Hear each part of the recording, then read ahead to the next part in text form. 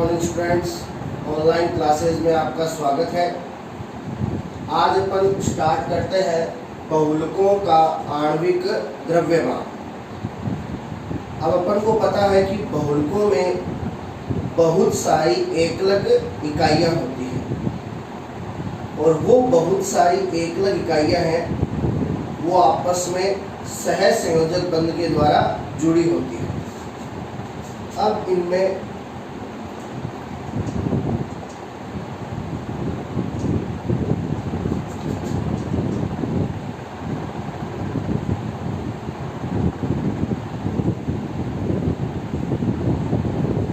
बहुत सारी एकलक इकाइयाँ होती हैं, इसलिए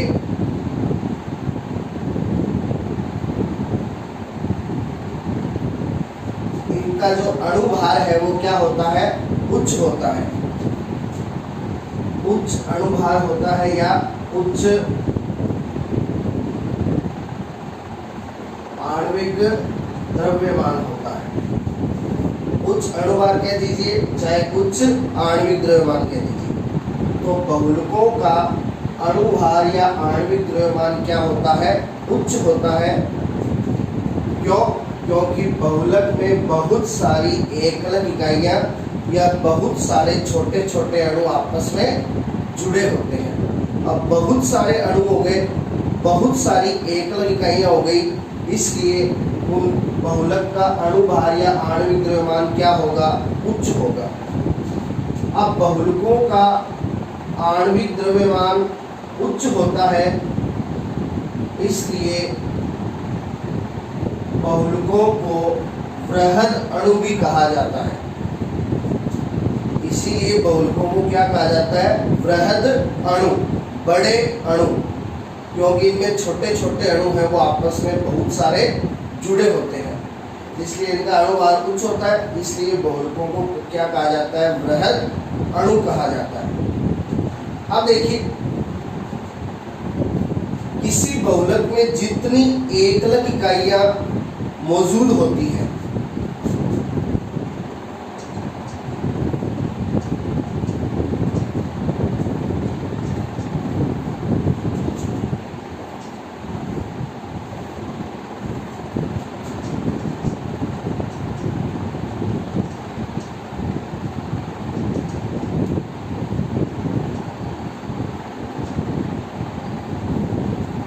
किसी बहुलक में उपस्थित एकलक इकाइयों की संख्या ये कहलाती है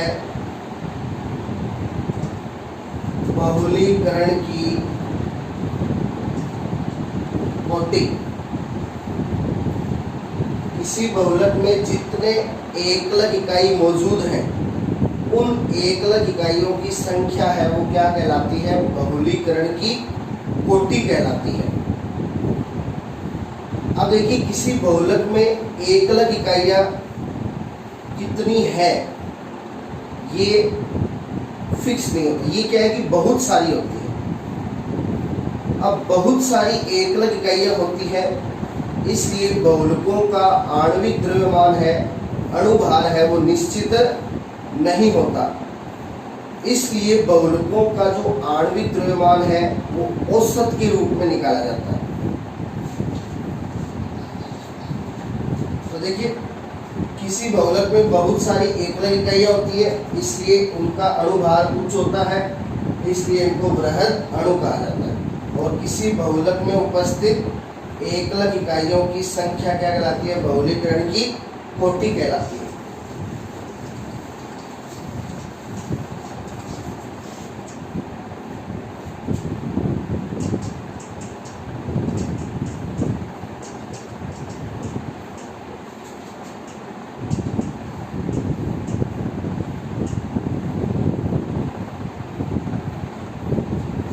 बहुलकों का आणविक द्रव्यमान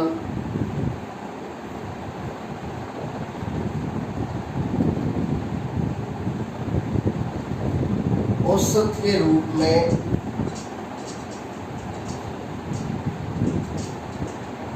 निकाला जाता है। अब बहुलकों का आणविक द्रव्यमान औसत के रूप में क्यों निकाला जाता है? क्योंकि बहुलक में एकलक इकाइयाँ बहुत सारी होती हैं, और वो कितनी है वो फिक्स नहीं होता, इसलिए बहुलकों में बहुत सारी एकलक इकाइयाँ होती है, इसलिए उनका जो अणुभार है, आणविक द्रव्यमान है, वो भी क्या होता है, उच्च होता है। इसलिए बहुलकों का आणविक द्रव्यमान है वो किसके रूप में निकाला जाता है, औसत के रूप में निकाला जाता है। और जिसकी दो विधियां हैं,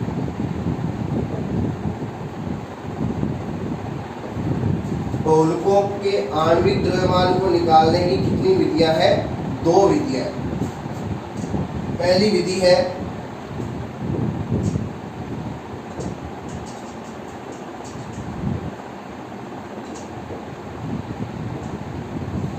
संख्या औसत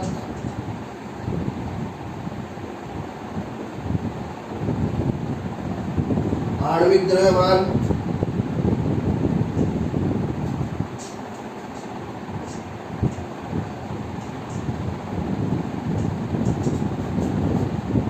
संख्या के लिए नंबर,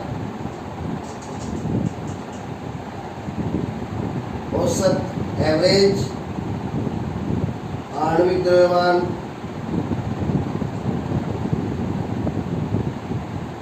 मॉलिक्यूलर मास। और दूसरी विधि है भार, औसत आणविक द्रव्यमान।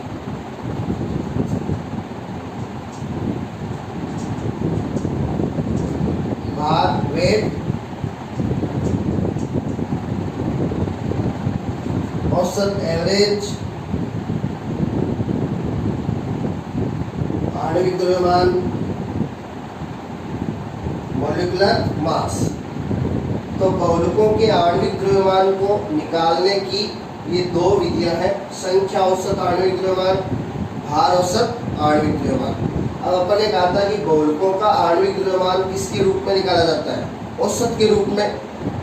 तो इसलिए दोनों में देखिए औसत शब्द आ रहा है, संख्या औसत और भार औसत। अब देखिए आणविक द्रव्यमान को इंग्लिश में कहते हैं मॉलिक्यूलर मास। तो मॉलिक्यूलर मास के लिए आ गया m। मॉलिक्यूलर मास के लिए क्या आ जाएगा, m आ जाएगा। अब इसका नाम है संख्या औसत आणविक द्रव्यमान। तो संख्या को इंग्लिश में कहते हैं नंबर, तो नंबर के लिए m के नीचे लगा दो n। और औसत के लिए ये हो जाएगा बार।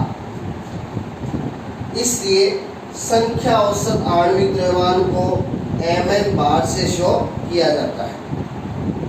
तो m तो शो करता है मॉलिक्यूलर मास, आणविक द्रव्यमान। स्मॉल n है वो शो करता है संख्या को, नंबर को, नंबर से n आ गया। और ये ऊपर बार है, ये शो करता है किसको, औसत को। तो ये हो गया mn बार। यहाँ पे दूसरी विधि है भार औसत आणविक द्रव्यमान। अब आणविक द्रव्यमान मॉलिक्यूलर मास, इसका आ गया कैपिटल M। अब ये भार है, भार को इंग्लिश में कहते हैं वेट। तो वेट का आ गया W। और औसत के लिए वही बार, तो ये हो गया mw बार। तो ये बहुलकों के आणविक द्रव्यमान ज्ञात करने की दो विधियां हैं। इनमें से एक का सूत्र है वो लास्ट एग्जाम में आ चुका है, तो ये इम्पोर्टेंट है, ध्यान रखिए। अब देखिए इनको अपन बारी बारी करते हैं।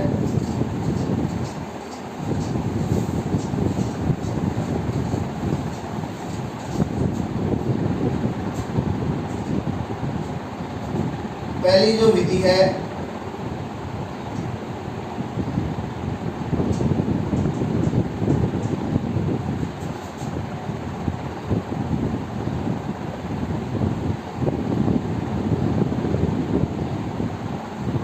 वो है संख्या औसत आणविक द्रव्यमान।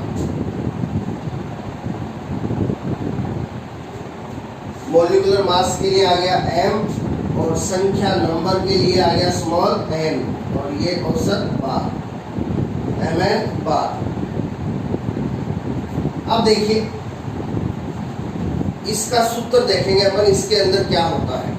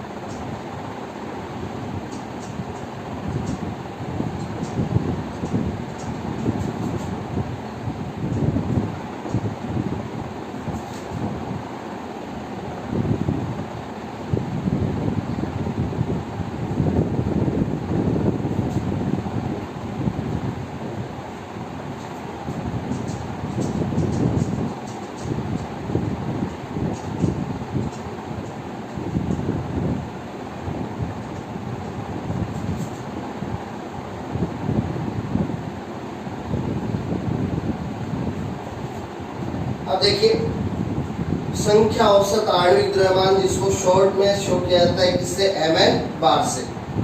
अब देखिए इसको आप कैसे लिखोगे लैंग्वेज में, यदि बहुलक नमूनों में कुल आणविक संहति या कुल आणविक द्रव्यमान को बहुलक नमूनों में उपस्थित अणुओं की कुल संख्या से विभाजित कर दिया जाए तो प्राप्त परिणाम है वो क्या कहलाता है, संख्या औसत आणविक द्रव्यमान कहलाता है। तो यहाँ पे अपन बहुलक नमूनों में उपस्थित कुल आणविक द्रव्यमान को किससे विभाजित कर रहे हैं, संख्या से।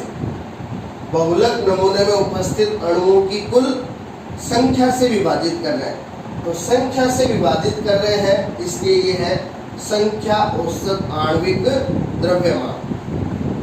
अब देखिए इसका फॉर्मूला, इसको शो करते हैं mn बार से। अब देखिए पहला जो नमूना है उसमें अणुओं की संख्या है n1 और एक अणु का आणविक द्रव्यमान है m1। तो पहले नमूने का कुल आणविक द्रव्यमान कितना हो गया, अणुओं की संख्या को एक अणु के आणविक द्रव्यमान से क्या कर दो, गुणा। तो ये पहले नमूने का क्या आ गया, कुल आणविक द्रव्यमान। दूसरे नमूने में अणुओं की संख्या n2 और एक अणु का आणविक द्रव्यमान m2।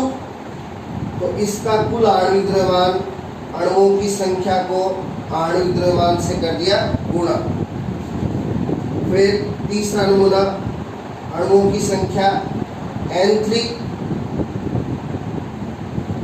एक अणु का आणविक द्रव्यमान m3। तो कुल आणविक द्रव्यमान तीसरे नमूने का n3 गुणा m3।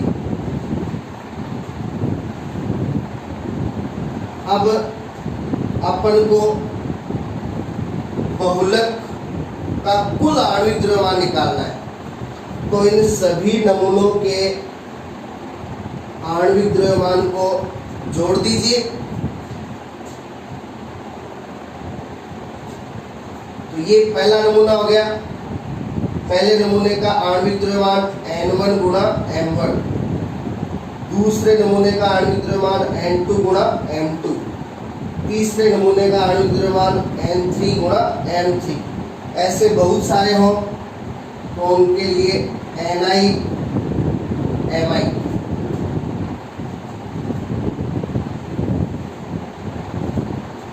अब देखिए,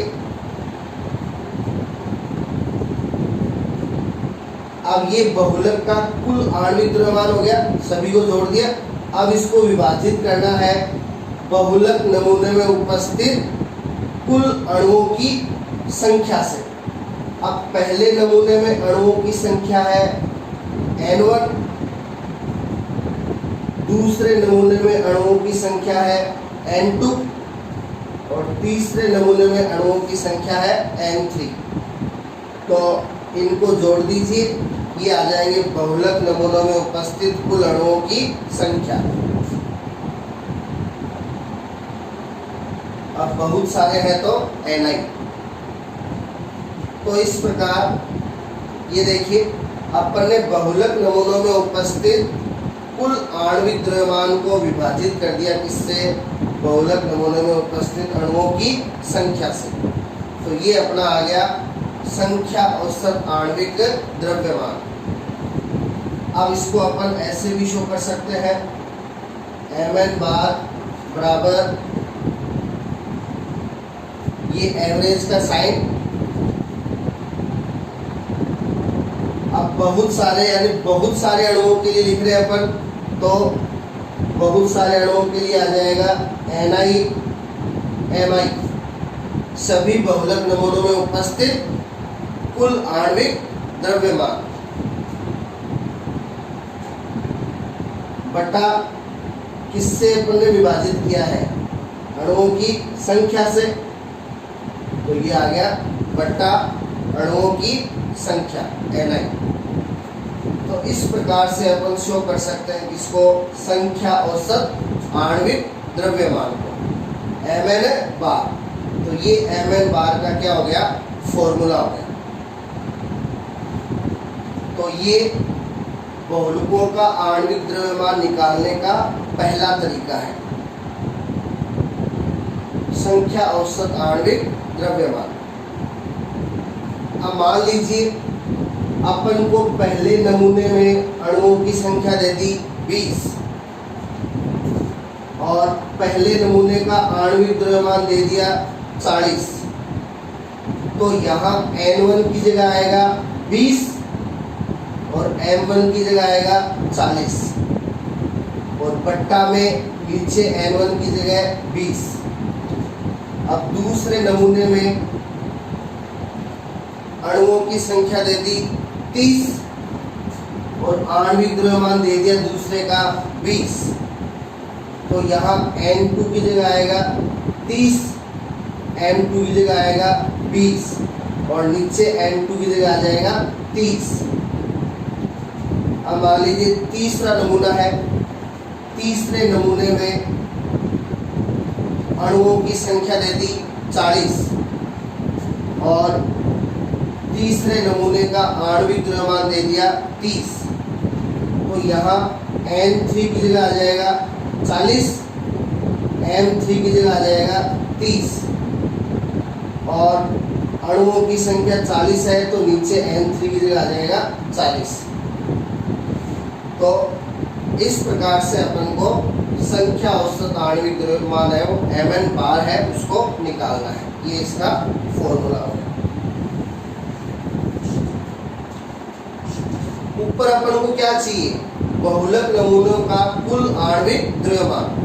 अब एक बहुलक नमूने का आणविक द्रव्यमान कैसे निकालेंगे? बहुलक नमूने में अणुओं की संख्या को गुणा कर दीजिए एक अणु के आणविक द्रव्यमान से। तो बहुलक नमूने के अणुओं की संख्या N1 और एक अणु का द्रव्यमान M1, तो दोनों को गुणा कर दिया N1 गुणा M1। तो ये पहले नमूने का क्या आ गया? कुल आणविक द्रव्यमान। ये दूसरे का, ये तीसरे का और सभी को जोड़ दीजिए तो ये कुल आणविक द्रव्यमान हो गया। और इसको विभाजित कर दिया बहुलक नमूनों में उपस्थित अणुओं की संख्या से। पहले नमूने में अणुओं की संख्या n1, दूसरे में n2, तीसरे में n3। तो ये सूत्र हो गया किसका? संख्या औसत आणविक द्रव्यमान। अब देखिए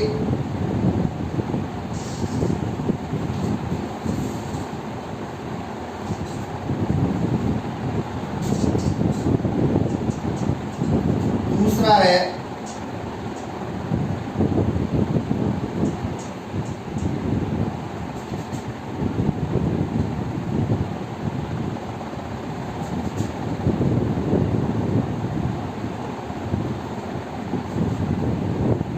भार औसत आणविक द्रव्यमान।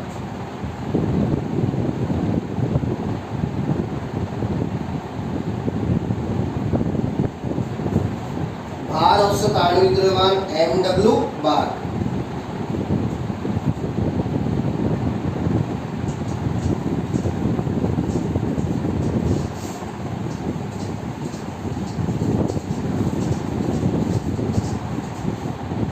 अब इसमें क्या करते हैं देखो, यदि बहुलक नमूनों में कुल आणविक सहती या कुल आणविक द्रव्यमान को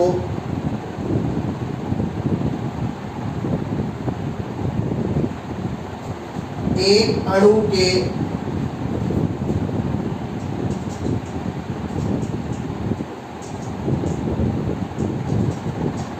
आणविक द्रव्यमान से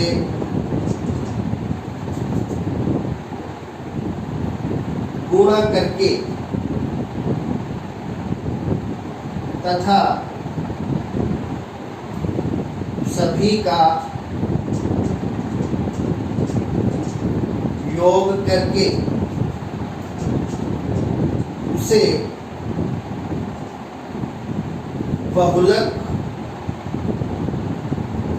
नमूनों के कुल आणविक द्रव्यमान या भार से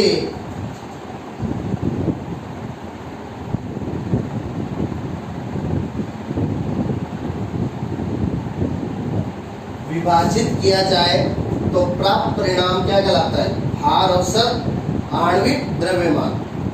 अब यहाँ पे क्या करना है कि जो बहुलक नमूनों का कुल आणविक द्रव्यमान है उसको एक अणु के आणविक द्रव्यमान से गुणा करना है और फिर सभी का टोटल करके यहाँ पे भाग देना है किसका?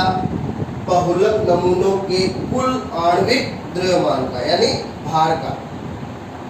तो यहाँ पे भार से विभाजित किया जा रहा है, कुल आणविक द्रव्यमान से विभाजित किया जा रहा है, इसलिए इसका नाम है भार औसत आणविक द्रव्यमान। तो देखिए इसका फॉर्मूला कैसे बनेगा। पहले नमूने में कुल आणविक द्रव्यमान n1 गुणा m1 और इसको गुणा कर दीजिए एक अणु के आणविक द्रव्यमान m1 से। दूसरे नमूने का कुल आणविक द्रव्यमान n2 गुणा m2 और इसे गुणा कर दीजिए इसके एक आणविक द्रव्यमान से, तो इसको m2 से गुणा कर दिया। तीसरे नमूने का कुल आणविक द्रव्यमान n3 गुणा m3 और इसको गुणा कर दीजिए एक अणु के आणविक द्रव्यमान से। अब इन सभी का योग करना है, तो इन सभी को जोड़ दीजिए और ये बहुत सारे हो तो ni गुणा mi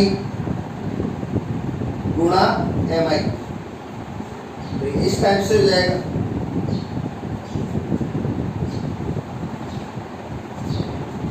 अब इसको विभाजित करना है किससे?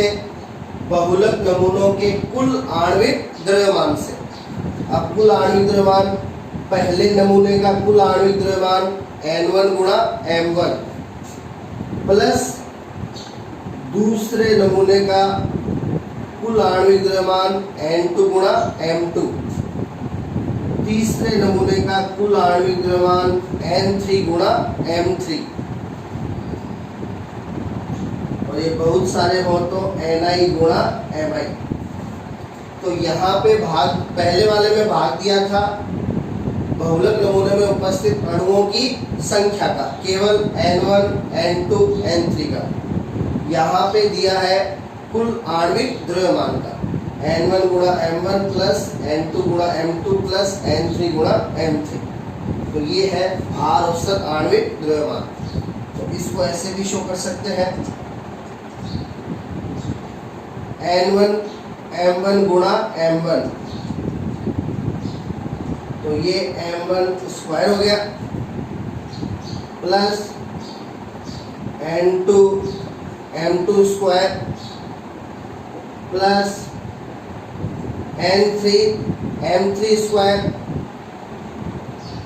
प्लस Ni Mi स्क्वायर, बटा N1 M1 plus N2 M2 plus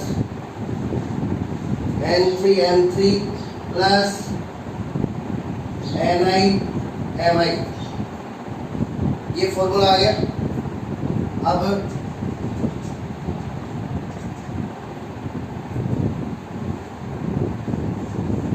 ये एवरेज का साइन हो गया, ऊपर Ni Mi स्क्वायर बटा नीचे Ni Mi।